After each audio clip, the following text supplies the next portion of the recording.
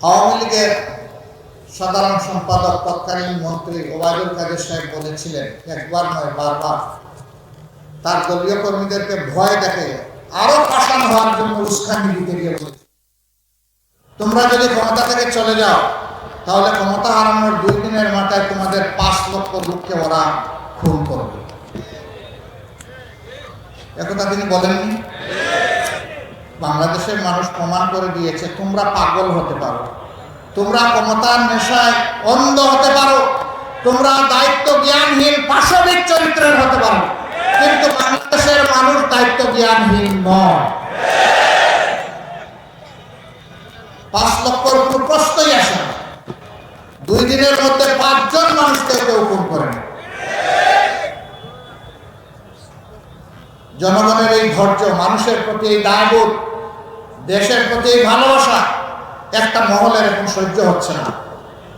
তারা চেয়েছিল রক্তের পদ্মা, গঙ্গা, যমুনা, সুরমা বয়ে যায়, তাহলে তাদের রাজনীতি আবার জমে উঠবে দেশে বিদেশে। এটা না হওয়ার কারণে এখন তারা অশান্তিতে আছে, এখন তড়পাচ্ছে, দেশের বিরুদ্ধে মিথ্যা প্রপাগান্ডা করছে,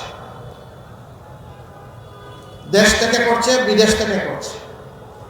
দেশের মর্যাদা পূর্ণ করার জন্য মিথ্যা গল্প সাজিয়ে বিদেশি বন্ধুদেরকে তারা বিভ্রান্ত করার চেষ্টা করছে। অবশ্য পদে পদে তাদের সমস্ত ষড়যন্ত্র শয়তানি ধরে পড়ে যাচ্ছে। মানুষ এখন ঘুমে নয়, সজাগ।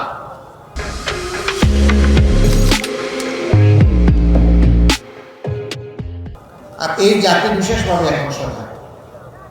তারা এই ইতিবাচক পরিবর্তনকে, অভ্যুত্থানকে ব্যর্থ করে দেওয়ার জন্য দফায় দফায় অনেক কাণ্ড করতেছে। তারা জুডিশিয়াল কু করতে চেয়েছিল, আল্লাহ ব্যর্থ করে দিয়েছে। তারা আনসার কাণ্ড ঘটিয়ে কু করতেছিল, আল্লাহ ব্যর্থ করে দিয়েছে। তারা চাকরি কাণ্ড নিয়ে কু করতেছিল, আল্লাহ ব্যর্থ করে দিয়েছে। এরপরে তারা ইস্কন কাণ্ড নিয়ে নামলো, আল্লাহ ওইটাও ব্যর্থ করে দিয়েছে।